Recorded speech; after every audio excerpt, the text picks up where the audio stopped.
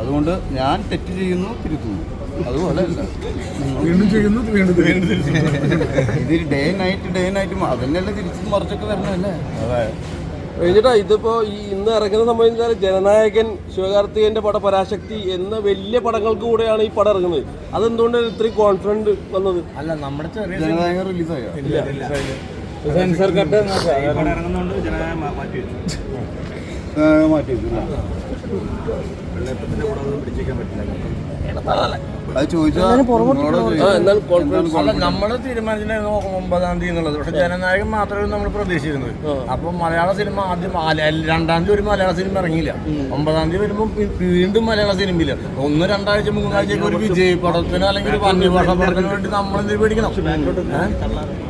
അന്യഭാഷാ ചിത്രങ്ങൾ ഇവിടെ വന്നിട്ട് നമ്മുടെ മലയാളത്തിന് ഇന്നലെ ഞങ്ങൾ ഈ വെള്ളയപ്പത്തിന് ഞങ്ങൾ കോയമ്പത്തൂരും ഉള്ള എല്ലാം അവിടുത്തെ വെച്ചപ്പോൾ ഒരു തിയേറ്റർ